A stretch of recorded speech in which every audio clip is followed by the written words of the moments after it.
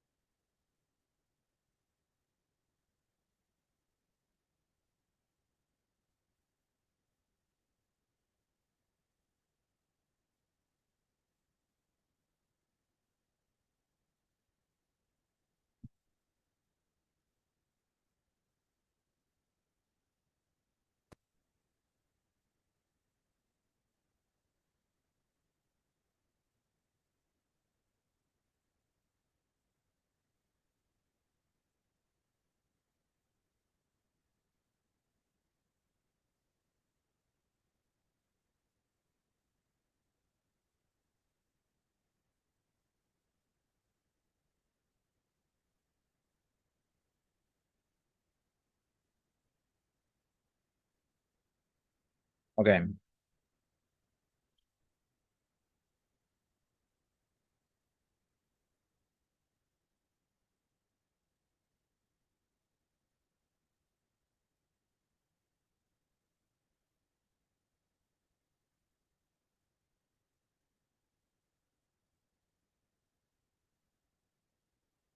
So lecture 11. I'm going to be lecturing on the Blackboard, but I do also have slides which I just sent to everybody on Moodle. So, don't know what you think, but last time I got feedback that it was easier to follow when I was using the Blackboard than when I was using the slides. So, and I also like to use the Blackboard. So. Okay, so it's important that it's not mirrored on Zoom. Okay, it's not.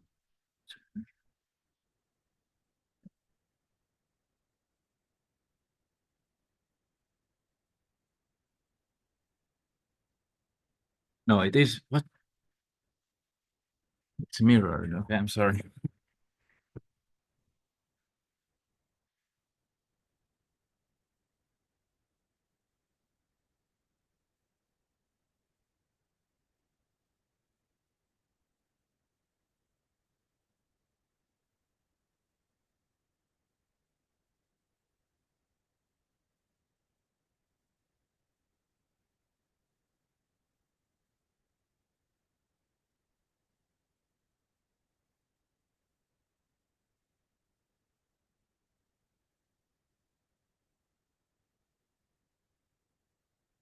Okay, first I want to ask you a couple of questions about the previous lecture.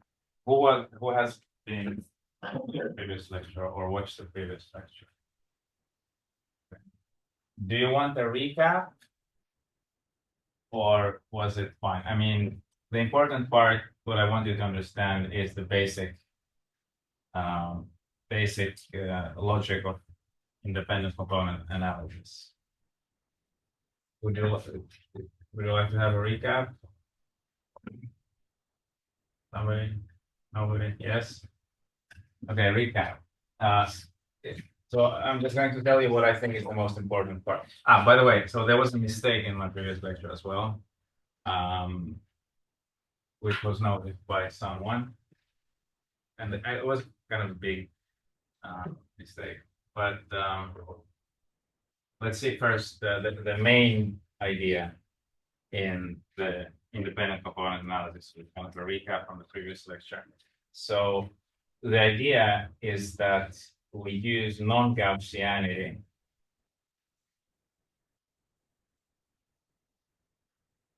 to detect independence.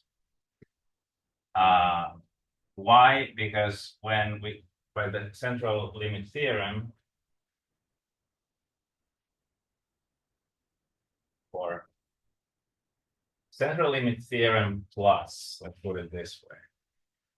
Because central limit theorem says that if you have independent variables, sequence of independent variables, infinite sequence of independent identically distributed variables, then when you take the average of them, of the first n, so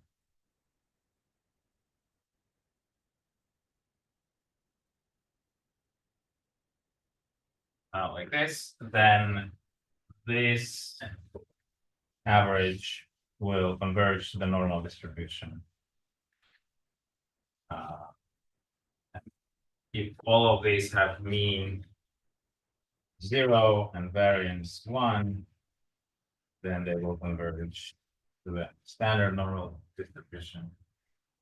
And why I'm saying plus, because this doesn't contain anything about what will happen if they're not independent.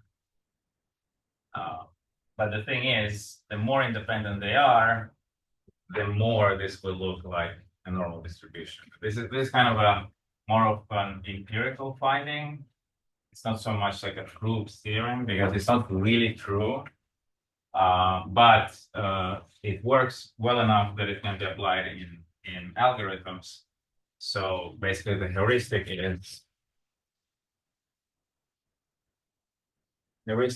that you have random variables, and you mix them like this, and you assume that they're independent. then this will look, there's only two, right? Here I have like a lot, but even with two, it already works. This mixture will look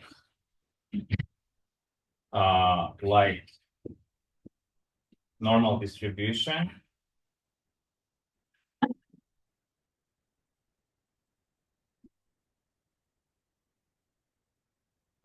The more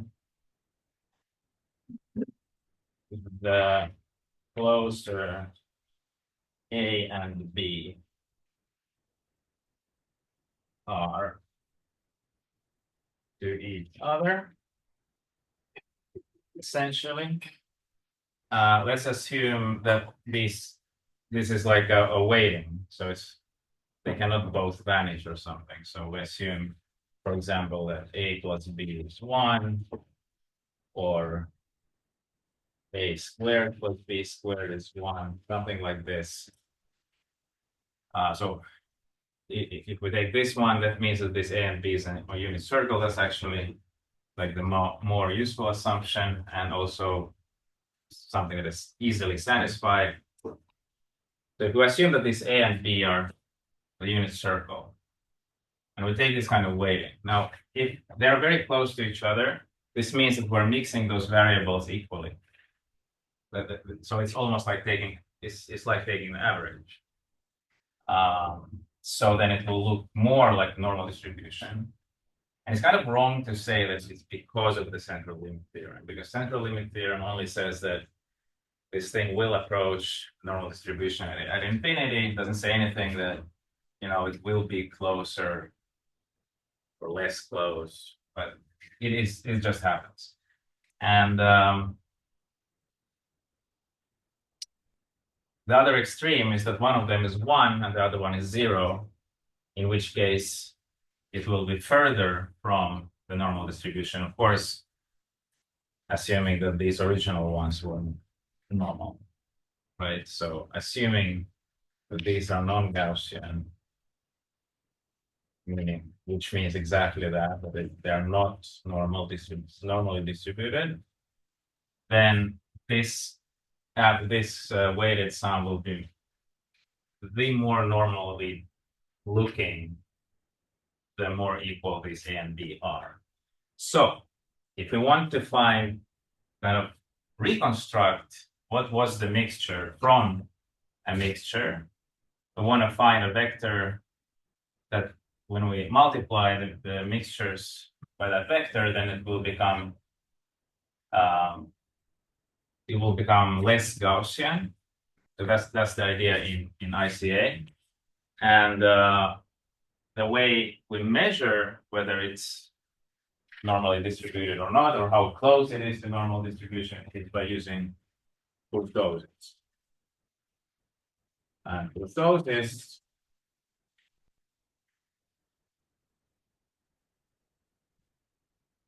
which we use the test kurtosis is the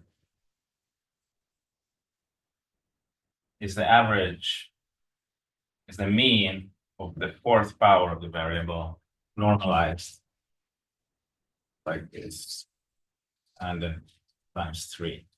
And this is just a technicality. It just happens so that this is equal to this for normal distributions. And assuming F0 mean. Okay. So the heuristic again is that when I take this excess kurtosis of something like this, it will be higher if this mixture is fair, they're mixed well, and it will be lower, closer to 0, take the absolute value, if A is 1 or B is 1. So basically we're not mixing them at all. So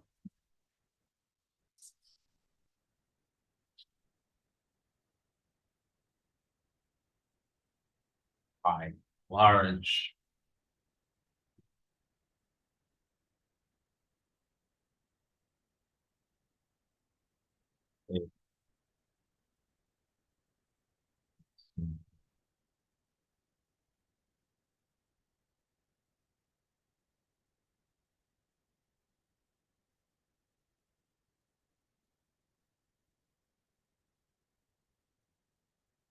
Like, of course, keeping this in mind, this just means that either A is close to 1 and B is close to 0, or other way around. Typically, we also have this, but not necessarily. I mean, it could be -1 also. Could actually it could be also like A is -1 and B is 1. As I mentioned last time, there are like several solutions to this usually. You have to just pick the right one using some other heuristics. Okay.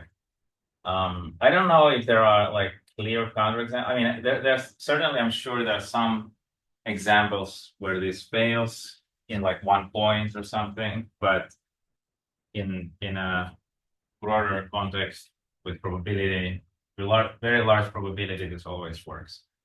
And so what are we going to do? We're going to take some data. And suppose like we see data which is distributed like this. Simple example. And we want to algorithmically find the independent components. So the independent component would be this and this, because it's a square. So no matter where we are on this line, the distribution not into the other direction will be always the same. And then no matter where we are on this line, the distribution to the other side will be the same. Doesn't work if we are anywhere else.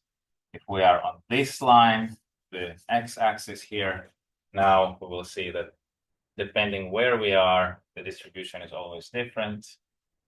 So then they are not independent. But if we find the right directions, then they will be independent. And now, as we can see here, this is dot product.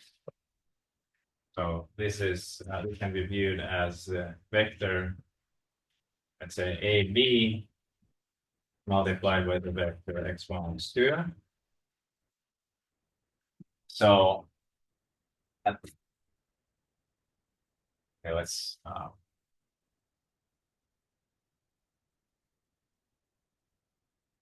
so the original signal S1, S2.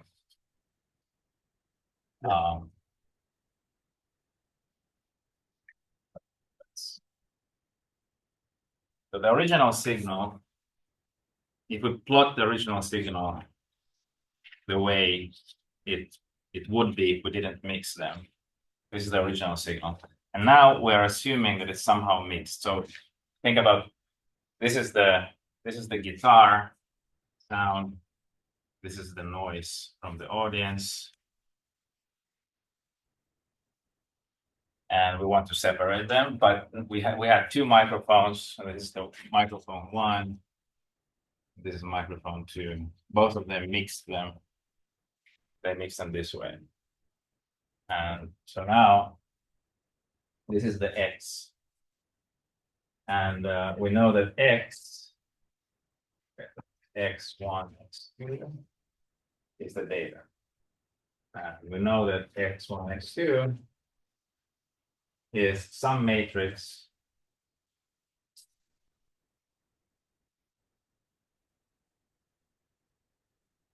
times S1, S2. So, and this matrix basically is what is doing this rotation.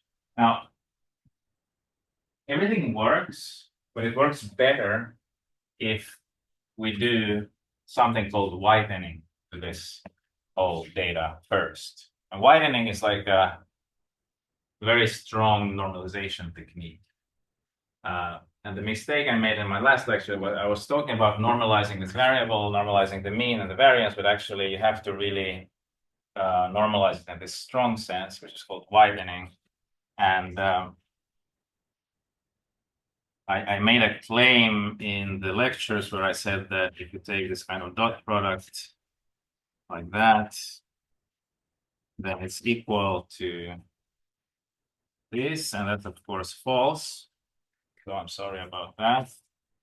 But it is true in the context where I apply it if we assume that the widening has been done. I updated the slides. It's not very relevant for you because in the sense that this is not going to appear in the exercises, this part, or in the exam, but it's good to know if you're interested in ICA. Anyway, so we have this situation, and now we want to find the inverse matrix. So we want to find some matrix that if we multiply this from the left, we get back this S1. So this X is A times S, and we want to find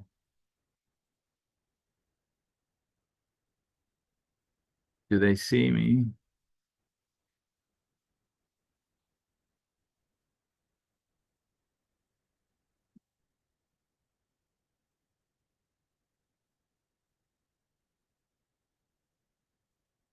I want to find W such that W times X is W times A times S is actually S, meaning W is the inverse of A. Okay, and now that's where the trick comes in, because now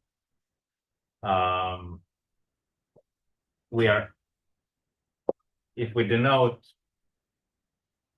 this matrix, this WA by B, so this is some matrix B. So what will happen is that we have B1 S1 plus B1 1 B1 2 S2. So this will be the first the first coordinate of this vector, right? And this is where I want B11 to become 1 and B12 to become 0, or vice versa, because I want to extract either S1 or S2. And this is when we apply this idea. So we basically just take some, we randomly take some matrix W. And let's just focus on, okay, it takes some matrix W, any matrix W. Then we take the first coordinate, like the first coordinate of that product. Let's focus on the first coordinate. And then we will change those W11 and W12 as long as the kurtosis of this thing is as small as possible. We can do it by gradient descent, other methods.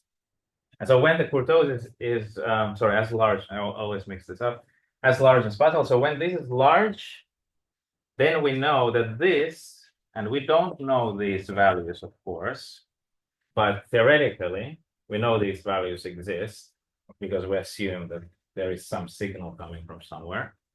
And so we know when this kurtosis is large, then these values must have gone to 1 and 0, or 0 and 1, or -1 and 0, or something, because assuming these were the original signals were non-Gaussian, that should happen, because otherwise if the kurtosis is low, if it's close to 0, this means that this looks like normal distribution, and if it looks like normal distribution, it means that it still comes from a mixture of non-Gaussian variables, as opposed to just pure ones. Okay, so this is the basic idea of ICA. That's the only thing I want people to kind of get out from this course.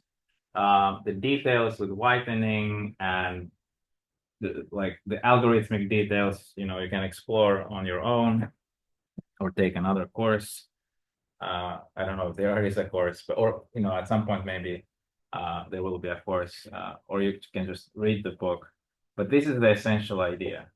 This is the essential idea of ICA expressed in one blackboard. Everything else is just noise in a way. So the book, just 24 chapters, I think, this ICA book. It's just this idea. Everything else is just to get there, like the whitening, other algorithms. Instead of kurtosis, you can use some other measure of non-Gaussianity, etc., etc. Maybe there is something that I'm missing, but this is the essence of the whole idea. So I guess that's enough for us. Okay. Any questions? We are done with this topic. Otherwise, let's go forward. Do people online hear and see fine?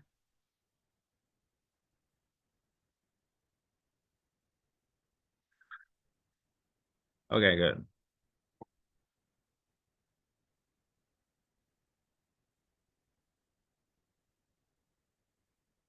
Helsinki, they have these nice mobs. You have to actually.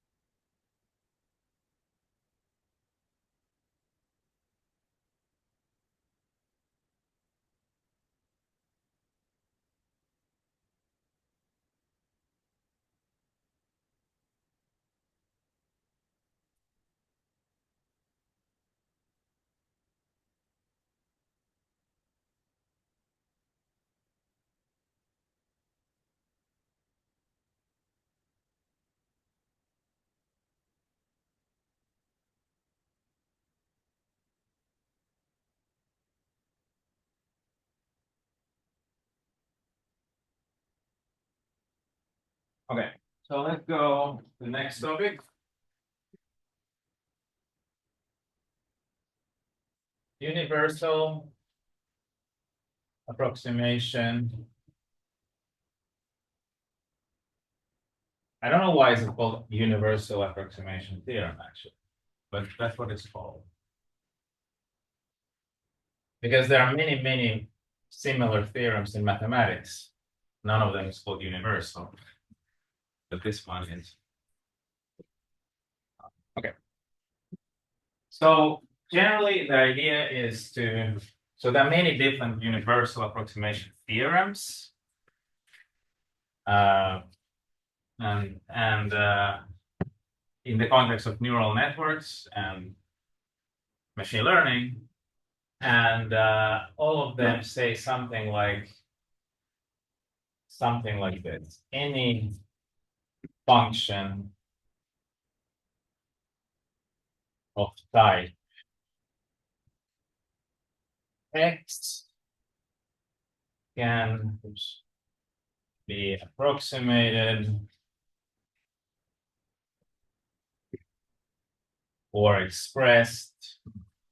That special case of approximation, if we express the function directly by neural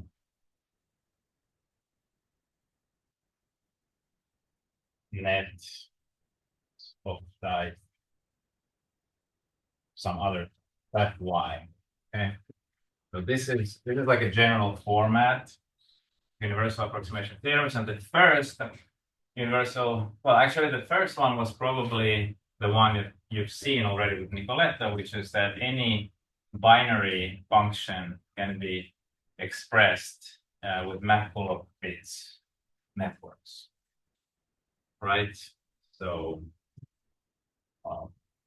because you can express any logical gate with these Mac full of fit units. You had an exercise where you use them to construct the XOR function. If you can construct the XOR function, what is enough? If you can construct the negation and the conjunction, that's enough. Negation and disjunction is enough. XOR and disjunction or conjunction together is probably also enough. And once you have those two, or like a sufficient collection of simple functions, then you can just build up any other logical function from those. So this is already like the first the first universal theorem. Maybe I can state it here. Theorem 1. Any function, actually, any function from the power of the two element set. So we take some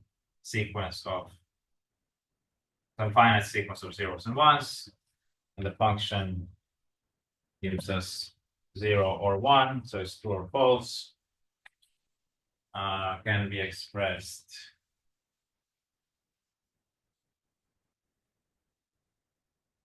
as a maximum its network.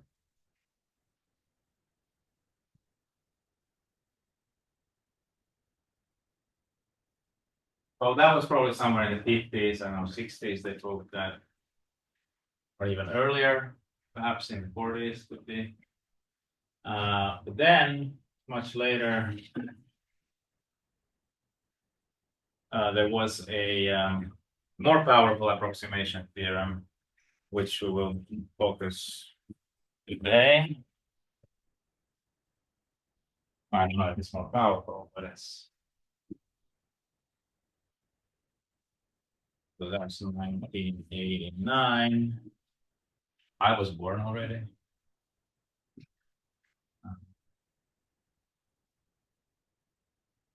We'll say any continuous function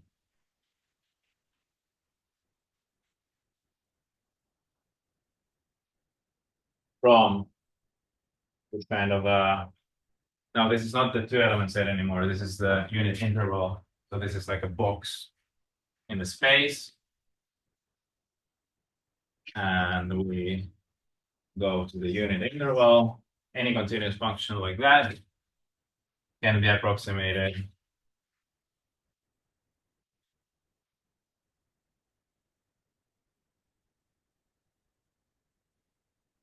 with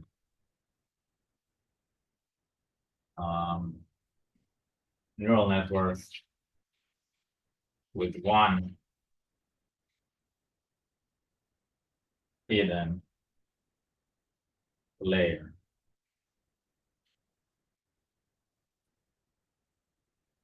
So to understand what this really means, you will have to do some work.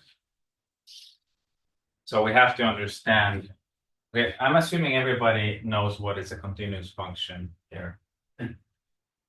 By the way, why is this enough?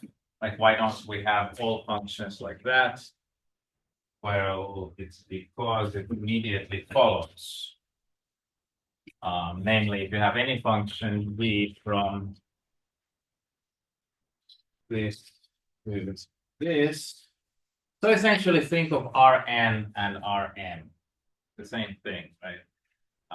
It's just easier to deal with this compact. But from this, it easily follows. You can generalize this result to Rn stuff. Why don't we say this? Well, because then this is expressed as one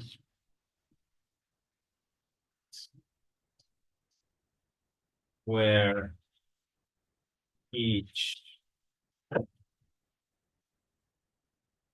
vi is from, right? So we don't have to do that. So if we know this, then we also know that every function like that can be approximated. You'll just take the component functions and approximate them. So we need to know what is to approximate, and we need to know what are these neural networks with one hidden layer. Oh, and I forgot to say, with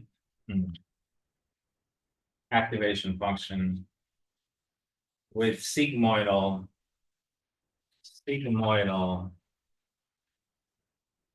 activation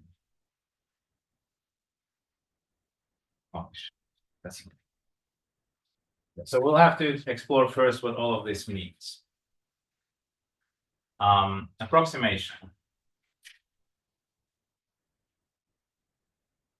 Denote by this the set of all continuous functions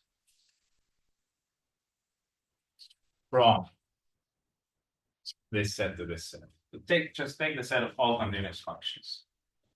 Now, to say that one function approximates another function, we have to say that it's somehow close, it's near. It's possible to build functions which are closer and closer and closer.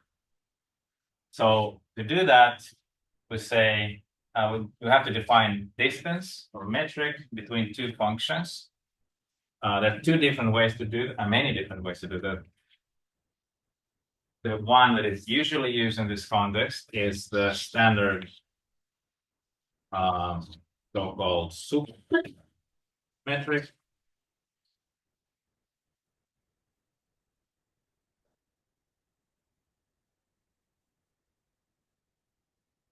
Shorthand notation.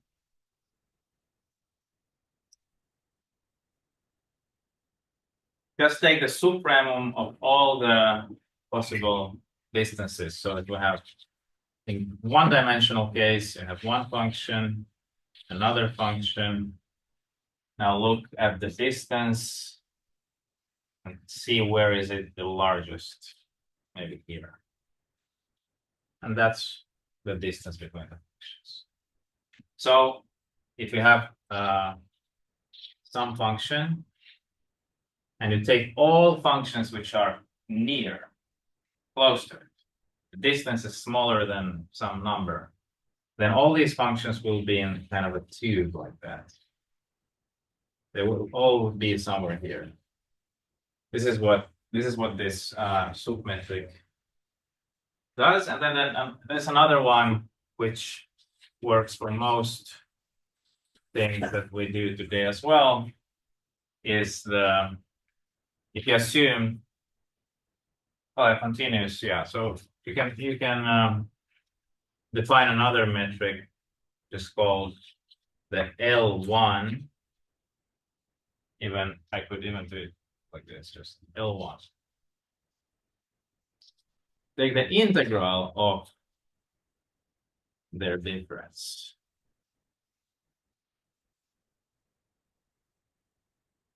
So then that's different. So then, for example, you have a function like this and a function like that. Then in this metric, they're very close because the integral of their difference is very small, assuming that this thing here is very super narrow, but their distance here is very large because there's one point where the distance is very big. Okay, we'll focus on this one. This is the one where this theorem is proved, but it also works for the other one. We're not going to prove this theorem today. We're not going to prove it this course because it's functional analysis. It's like goes beyond this course. Prove it, but we will explore the meaning and related concepts. Okay, so we have a distance. So now, if we want to approximate functions, we say, I guess, concept of density. We say that a subset, so we take some set of continuous functions, and this will be the set that can be is kind of a given by a neural network. Not all functions are given by a neural network, but some are. We take the subset, which consists of those that are made by neural networks or something else, and we define it's dense if every function has one of those close to it. So dense means for all epsilon number,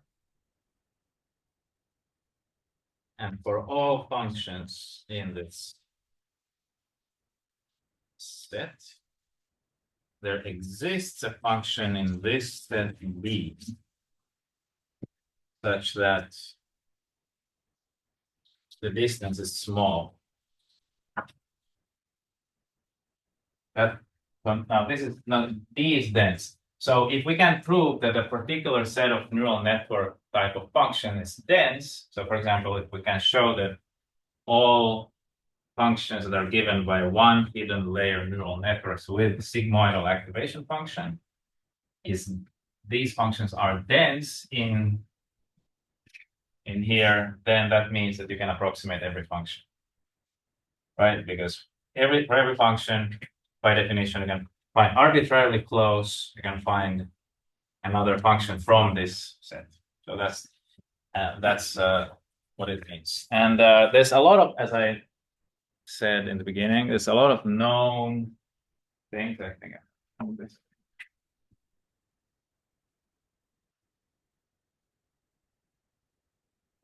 A lot of known things.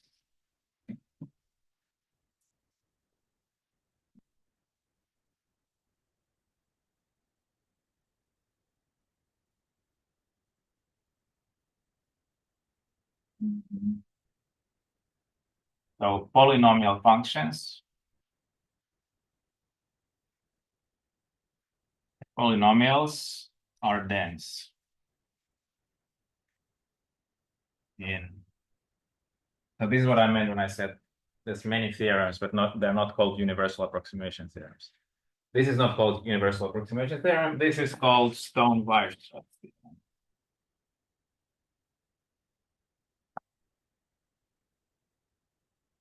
You know, German can do this.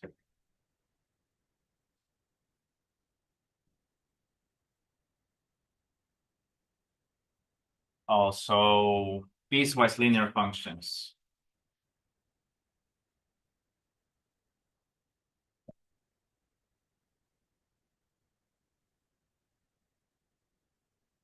Are dense.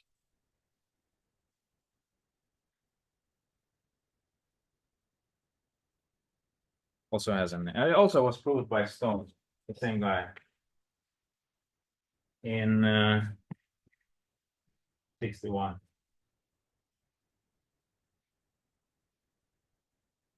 So this was kind of proved by Weierstrass a long time ago, and then it was updated in the sense that it was proved in a more general setting and quicker proof. And of course, you have Fourier sums. So functions of this form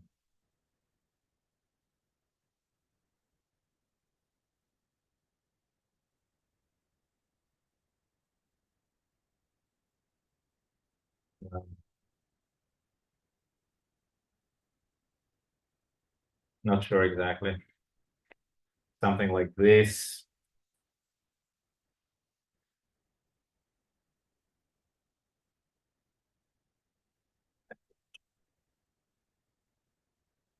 Okay. So these kind of finite sums of trigonometric series will be dense. You don't need to use sine because cosine and sine you just get by shifting one from the others. This should be fine. This should be correct. So all these are there. So now the new thing here is that these neural networks with one hidden layer are none of those. They don't. You cannot apply the same proof. You cannot apply the same technique. It doesn't follow from any of those. So you have to have something new. The technique that Sapenko uses in his original proof is kind of similar, like it's functional analysis. All these belong to the area of mathematics called functional analysis.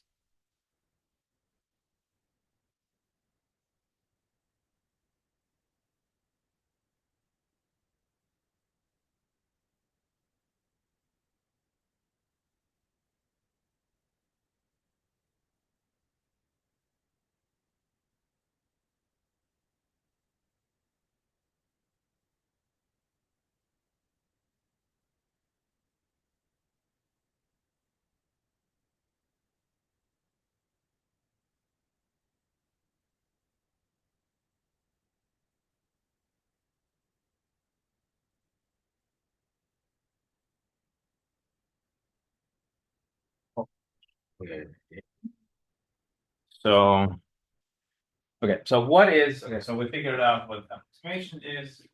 Now let's figure out what are those neural networks with one hidden layer. From the beginning of the course, we had computational graphs, and that's a neural network is a computational graph. And what it means that it has one hidden layer. It means this: input, output, and then only one layer between. This is the input dimension, and this is the output dimension. And as we already agreed, the output dimension is just one-dimensional output, but the input has dimension n, in this picture, 3. And each input node is connected to each output node, and I'm drawing all the connections. And then you have this happening. Okay, and each neuron in the hidden layer applies an activation function, the same one. The only requirement here is that it has certain property called sigmoidal. I will tell you what it is in a second. But let's assume now it's just some function, some fixed function. And so what is this function then? This function is, we have a sum of, okay, we start from the outside. So this is the sum, and here we have some weights on these ones. A1, A2, A3. So it's AI times whatever came from this node is sigma of, and then we have Wi.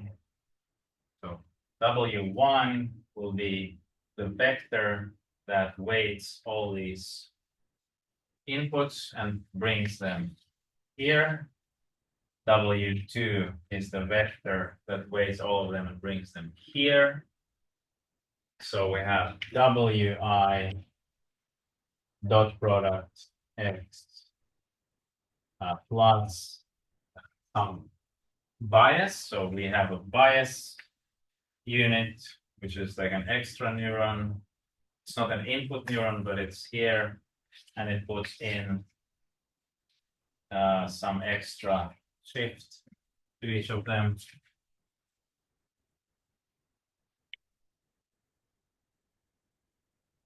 That's it. That's the one hidden layer neural network. So the point is that we can approximate any continuous function with functions of this form, where this sigma has certain property. The property is being sigmoidal, and we will have a break now. But yeah. Yeah, so what I just want to say before we go to the break is that we will denote by this the set of all these functions. The set of all functions of this form.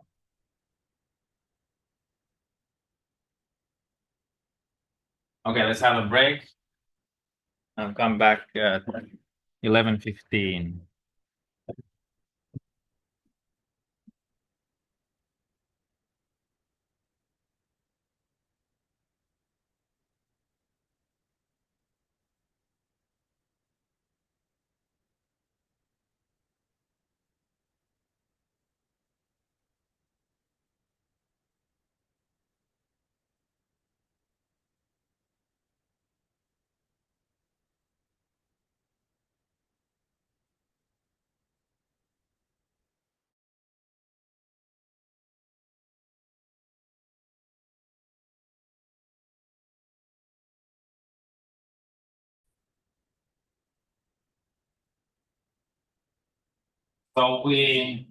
So we define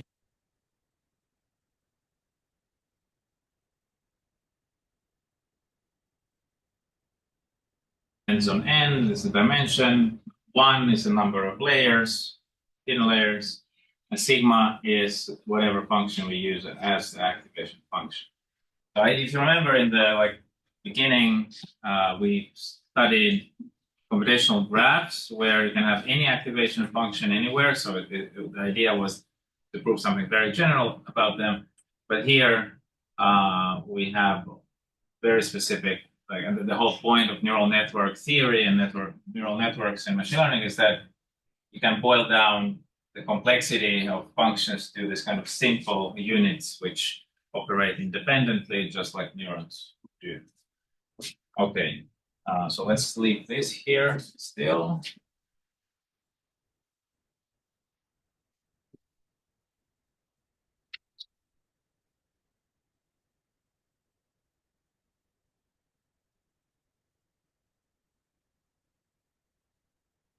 For the last part, statement sigmoidal. What does it mean? So sigmoidal function. So it's a sum function from reals, which has the property. Okay, so is any function in C1, in this case, what it means for us means it's from R to R, just one-dimensional function. Okay, not exactly true. Sorry. Just continuous function. Any continuous function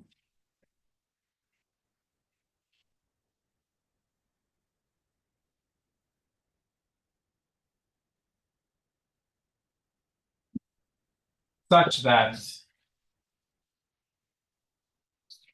when we go to infinity,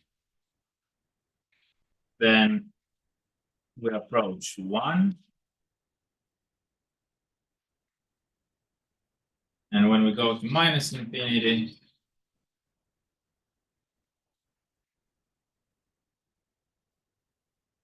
then we approach 0. That's it. That's the requirement. So now we understand this theorem. So if you have, you can restate it now. But anyway, we have any function of this form. Sorry, if we have any continuous function there, then there is a function of this form for any epsilon, any small number. there is a function of this form with the sigma being fixed sigmoidal function such that it's epsilon close to the chosen function. So if we want to now restate the theorem,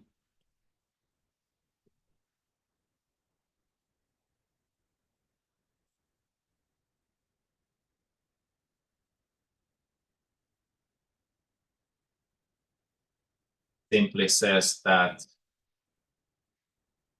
if sigma is sigmoidal, then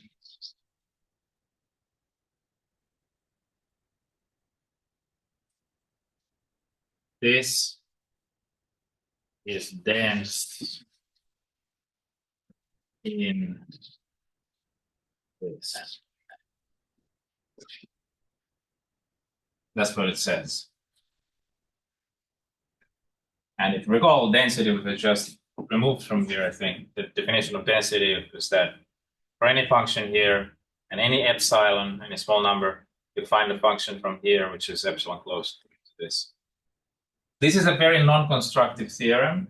Non-constructive means it says something exists, but we don't know how to get it. So this theorem, and even if you look into the proof, you will have no clue about any algorithm of how to construct these functions. So this is very theoretical. It just says that in theory, given any continuous function, you can always approximate it with those in theory. But I don't know how to find those numbers.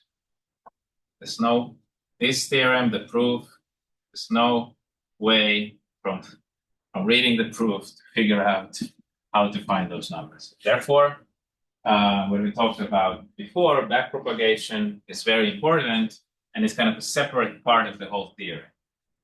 Backpropagation is a method to actually get those numbers. And why is, so we just proved that any function can be approximated with shallow network. Shallow is only one hidden layer. Why do we use deep neural networks? Two reasons. One, it's easier to find those numbers for deep neural networks because they work better with backpropagation, as it turns out. After decades of failure, now they work. Second reason, it seems, and I'm not sure if anybody has ever proved that. I think it might be an open problem. Not sure, but the deep networks would actually be more efficient in approximating functions. So maybe if you need, 100 neurons in a shallow network to approximate a function, maybe you need only 10, 50 neurons in a deep network to approximate the same function. I don't know. There are some theorems about that, of how many neurons you need. I will cover in the end, if I have time, a little bit what else is known, so we'll see.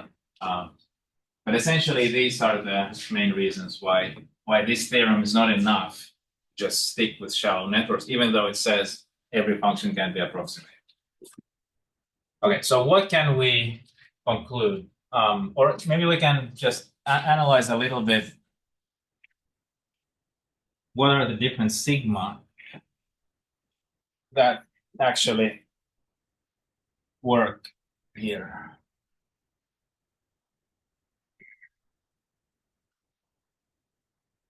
So for example, linear, if sigma is linear, then if sigma is linear, then clearly, or almost clearly, this is false, right? And of course, this is clearly false, so the assumption is not true. So it still could be that this is dense. So I will show some functions, for example, this rectified linear unit, which is not sigmoidal, doesn't satisfy this part, but this theorem is still true for it, and I will show why. But if we take just linear sigma, this will be false, and we can actually prove that. So If it's linear, then this, and I'll just give the one-dimensional example, then this is not dense in the one-dimensional, the continuous function. So why? So just to show this was just enough to find one function which cannot be approximated with linear functions. So we can take x squared.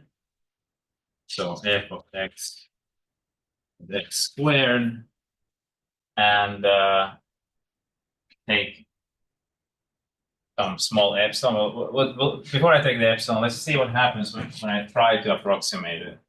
So approximating it with a linear function, look, if sigma is linear, then every function here is linear.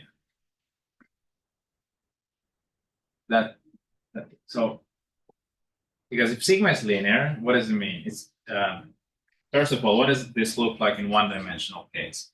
In one-dimensional case, this is just like this. So this x is just a number, not a vector. Wi is a number, not a vector. It's one-dimensional vector. So this is what these functions look like. If sigma is linear, what is a linear function in one-dimensional case? A linear function is of the form c z plus d. So then this will be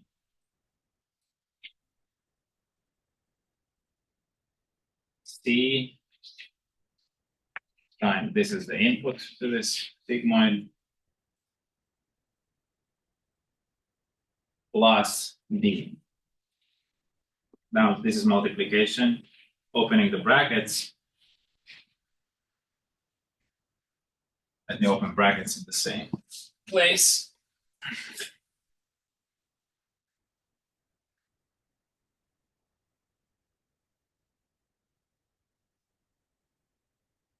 Okay. And now we can see that this whole function is just a linear function. Just some vector which we can denote by v is the vector of those numbers.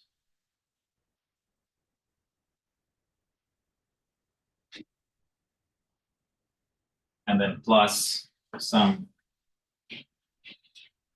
constant, which just sum up all of them. So it becomes some vector v times x plus some constant e.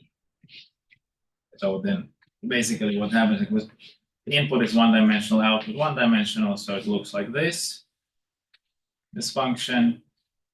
And because these activation functions here are linear, so this is just multiplication by a vector and then summing up plus bias unit, which shifts everything. So it will be linear. So now I just need to show what happens when I have this nonlinear function and I'm trying to approximate it with a linear function. So the distance between f and some linear function.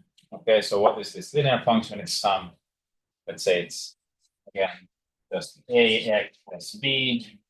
That's what linear functions look like in one dimension. So this is the supremum of x squared minus ax minus b, and x goes through the entire interval.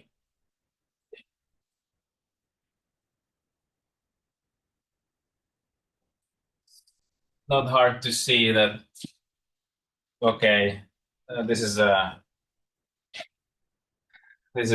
parabola,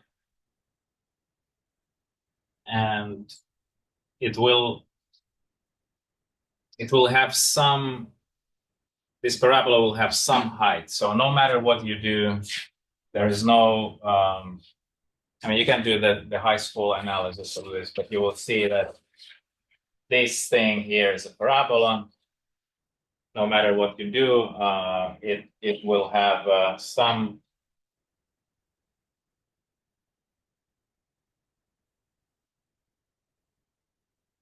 Take the largest. You know, they take x, which makes this the largest. You'll see. We will see that it is.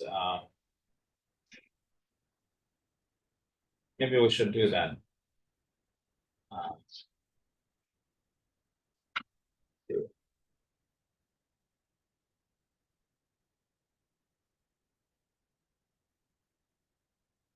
Okay, let's skip that. I mean, the analysis would be this. This is a parabola. We take 3 points. We take the point at 0, the point at 1, and then the minimum point. And then we'll make the analysis and look, okay, so what's the largest, possible, which one of them is the smallest, which one of them is the largest, and in each possible case, we'll see that it's definitely larger than some number like, I don't know, half, 1/4 or something. It's like a fixed number that this never get, the maximum of this cannot be smaller than that number. And so that shows that for some, we will find some epsilon such that this cannot be a fixed.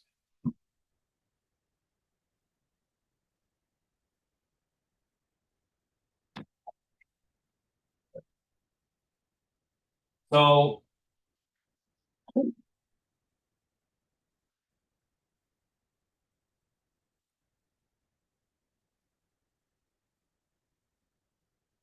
however, it's very difficult to come up with a nonlinear function which would not make this dense.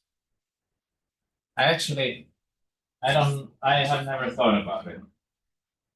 But I'm saying, I don't know if there's any example of a nonlinear function which would make this. I could think of something for an exercise, perhaps. But that's a very interesting point. So they also often say that the activation function has to be nonlinear.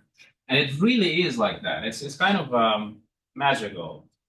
Well, that's because a linear function doesn't work at all, but any nonlinear function will work. It's kind of strange. So let's see why a lot of functions will work. So we will prove this kind of a lemma.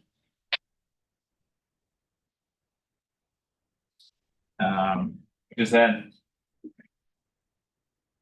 suppose, I check how I formulated it.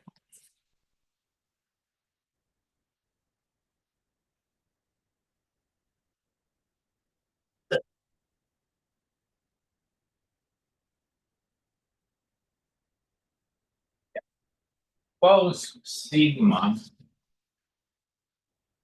is some function which is in sigma okay. So we have two activation functions, sigma 1 and sigma.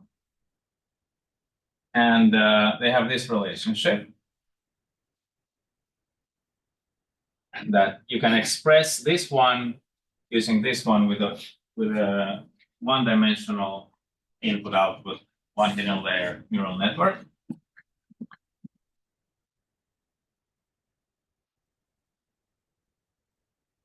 And let's assume that this one is dense in this. So this activation function is good enough that it can approximate any continuous function. And it also happens to belong to this set with this sigma 1. So then this sigma 1 is also good enough.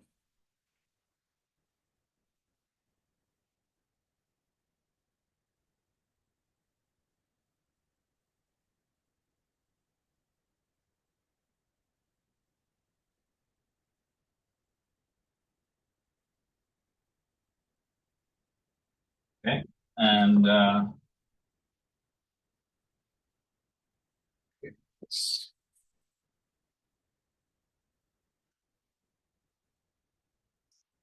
This is very easy, actually.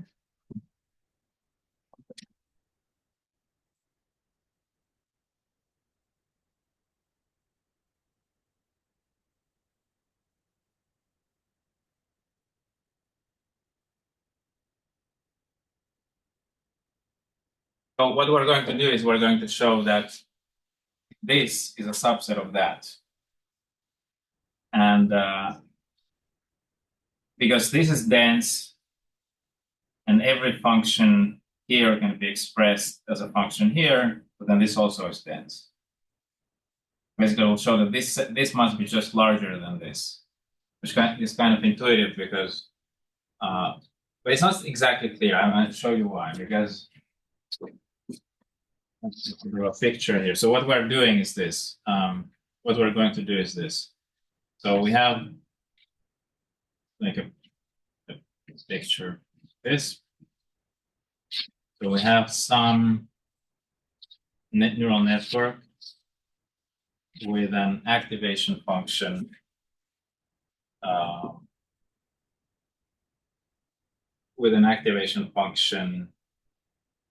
sigma.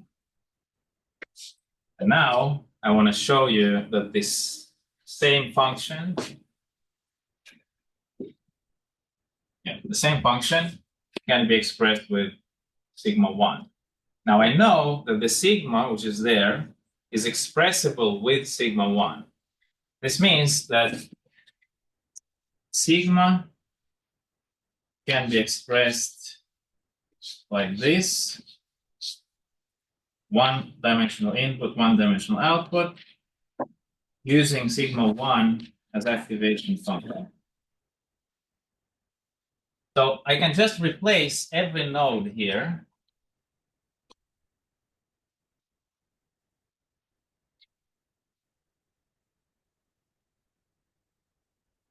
like that. This is what I'm going to do. I replace every node with this function.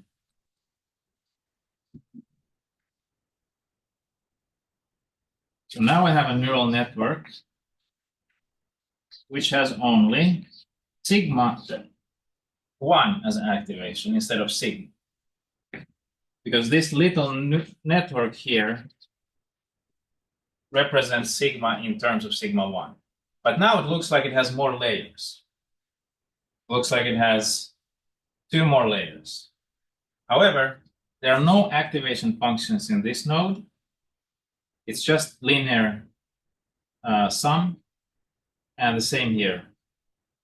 So actually, these nodes disappear because this is just a combination of linear functions, and we will see it in an equation form.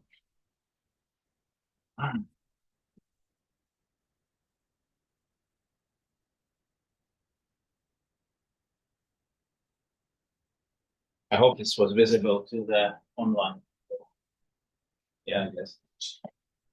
Okay, so let's do it more formally. So let's suppose we have some function in here.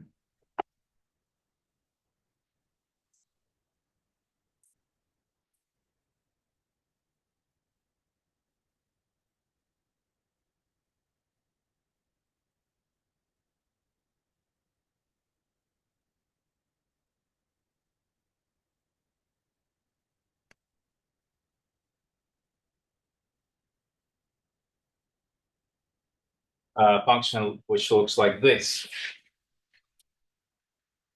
with sigma.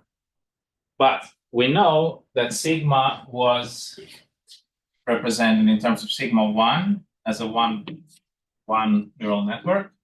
So we can write first here, sigma is actually, the sigma of some z is actually a sum, let's use alpha, I, sigma 1, and then some omega. Let's just use Greek letters which look similar to those.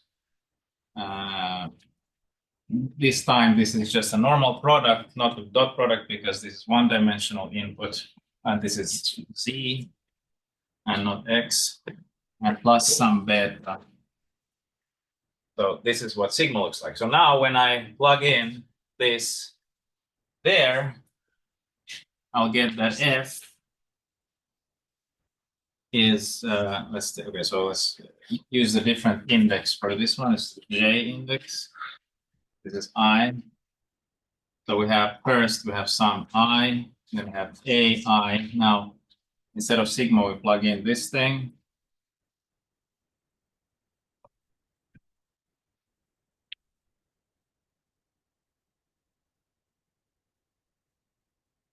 Now, instead of Z, we have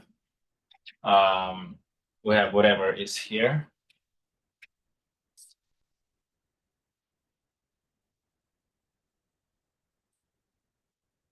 Plus beta.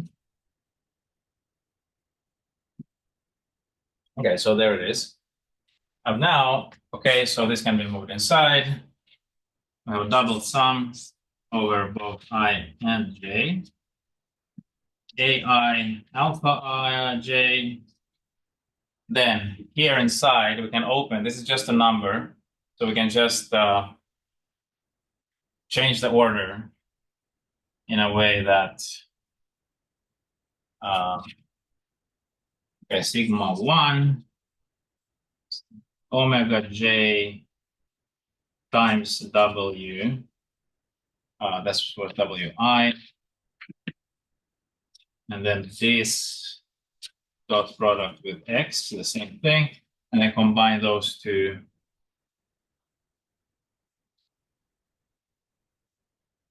So now we see that this actually is of the form of this form, but for sigma 1. So this shows that when we started from f, which is in there, but we actually conclude that f is in this sigma 1. And because we assume that this is dense, and it's a subset of this, then this must also be dense. Okay, so this means, what does it mean? It means that if we have any sigma 1, and we can express a sigmoidal function using it, then that will also satisfy the density requirement. And now, using this, we can show that the rectified linear unit is an example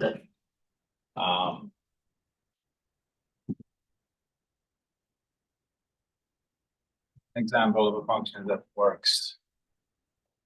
Let me just maybe formulate the corollary.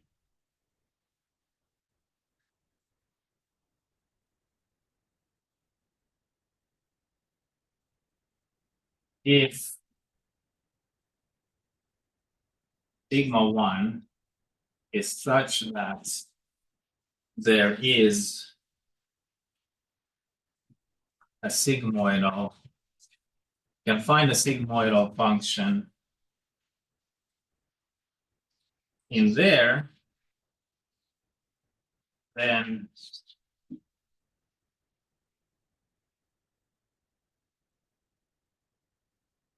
is dense. Then you can use that, you get the approximation. Okay. So now we will show that the rectified linear unit satisfies this this requirement, and that's very easy.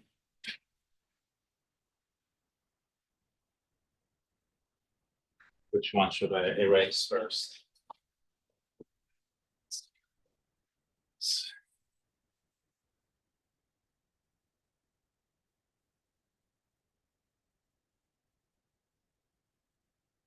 Kind of convenient with the Blackboard, right? You can see the stuff that I wrote like half an hour ago still. So, like in the slides, you cannot see the old slides unless you have them on your own laptop and stuff.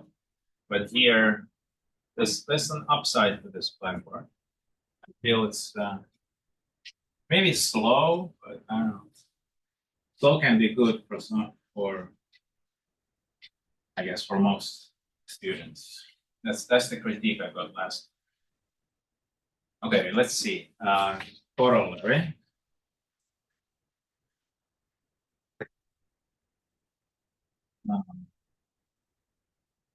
Just let's put it this way.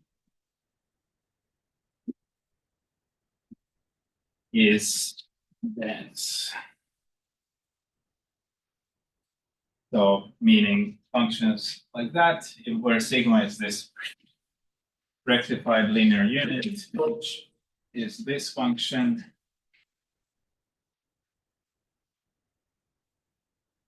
Is enough, I can approximate any continuous function. Okay, proof. Okay, by this, it's enough to show that we can find a sigmoidal function in here. Okay, so define like this. Sigma of x is ReLU of x minus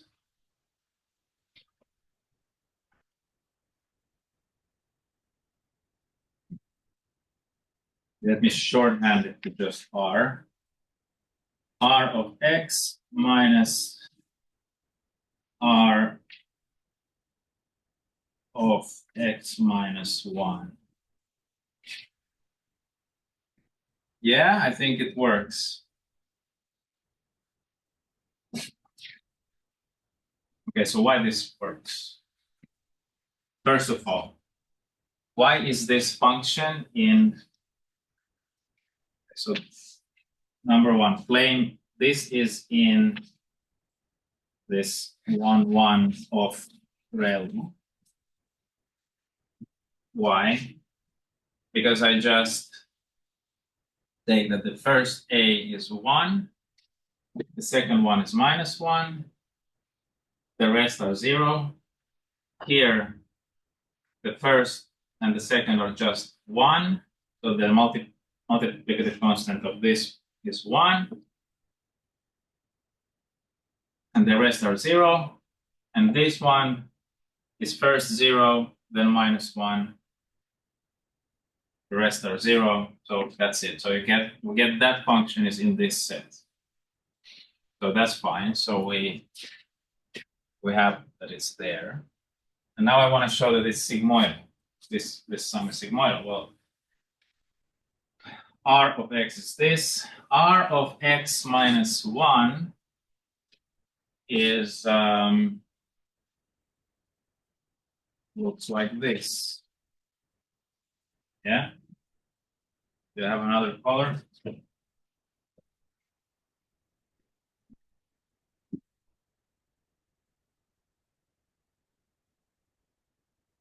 That's the shifted version. Did I shift it in the right direction? So when x is half, and this is -half, so it's 0. So this is the shifted version. Now I subtract this. So what I mean, when I multiply it by -1, it becomes like this. And so when I add it, this is 0, so adding it doesn't do anything, but adding this will make this constant.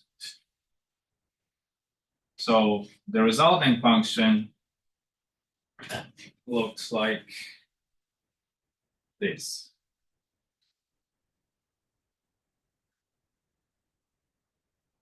And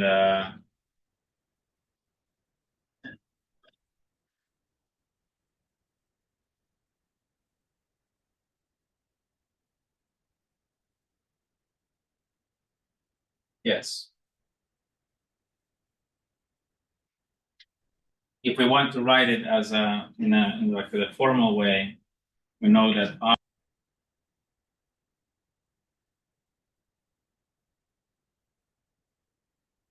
So for a very large x, R of x is x, and R of x minus 1 is x minus 1, because that's how ReLU works. When you have something large greater than, so that both of these are greater than 0, then it's just, it gives you the same. So then what is this difference? It's x minus 1, which is 1. So it's always 1. Okay, so then it satisfies the sigmoidal assumption.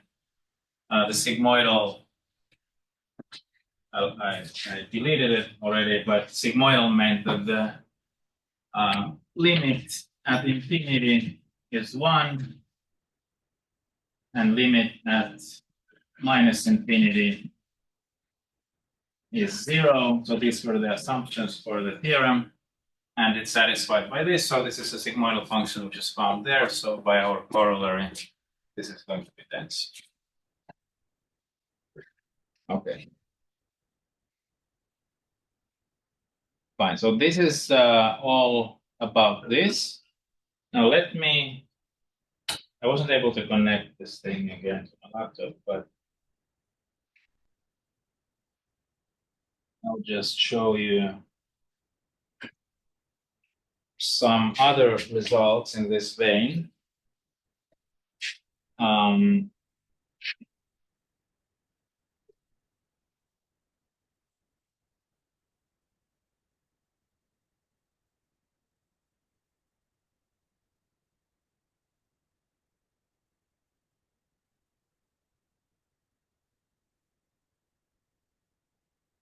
But there are some results for deep nets as well. So this Sabenko, as I said, is not constructive and it doesn't give any bound on the number of neurons you need. It might be like that you need 10,000,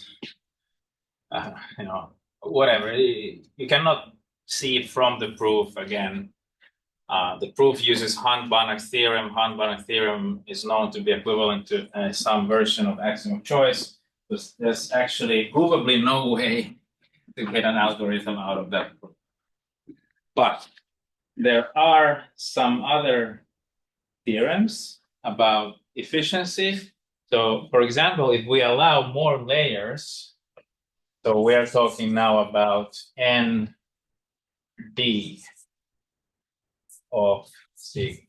So that would be neural networks with activation function sigma, and so that you can have D layers, or let's say maybe you can have unbounded number of layers, not infinite really, but just any number, etc. So let's see what we have for that. So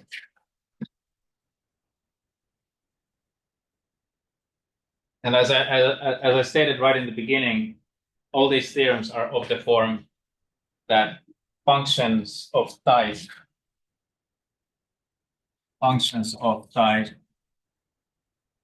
X can be approximated with and neural networks of type Y. So let's see what X and Y can be. So X, if X is L1 functions, so that means that they are any functions that on this Euclidean space, that if you take the integral, it's finite.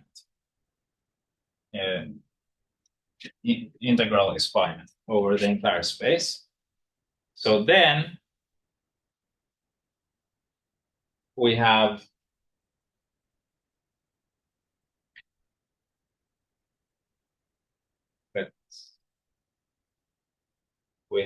n d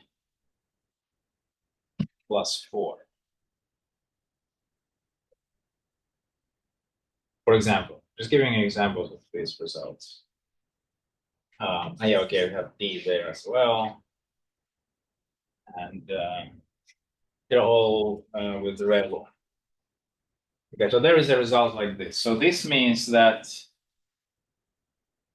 oh, I have to add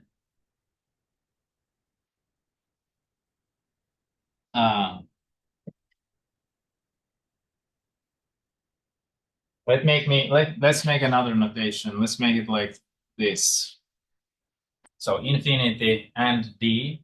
This means that you can have any number of layers, but they must be bounded by the width d. Okay? So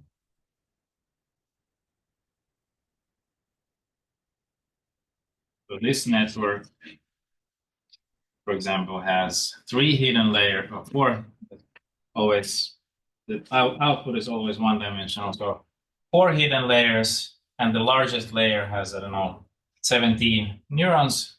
So then this belongs to this with 17. Okay, so now we have, this is what we have here. We have infinity, but d plus 4. So they were able to prove that if you have a d-dimensional network, which if you have any function which is integrable on d-dimensional space, then you can find a deep neural network with bounded layers. The width of the layer is always at most d plus 4, and you can approximate this function. Okay. Then there's another theorem which seems to be stronger, actually.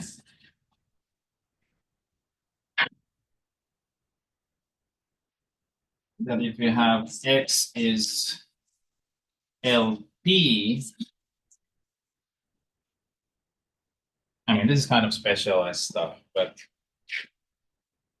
and now we have input dimension, and we have also output dimension. And then they show that you can use neural networks with input dimension. I'm just going to say that the number of I'm going to say that the maximum width is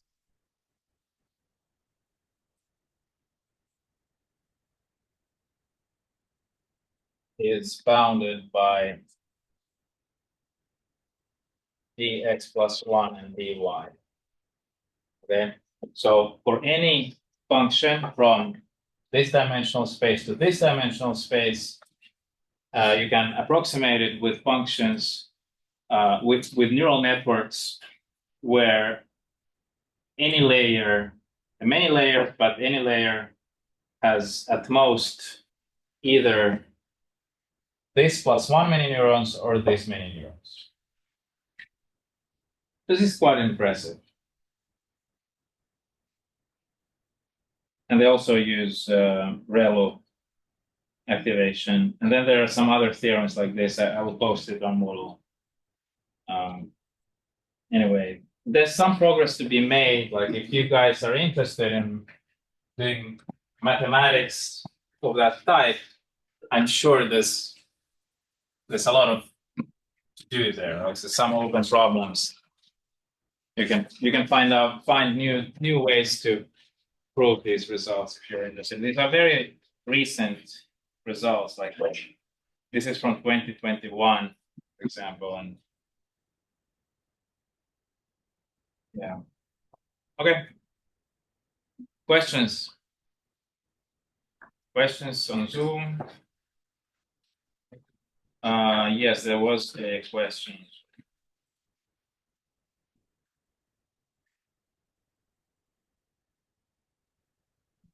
I will look at this later.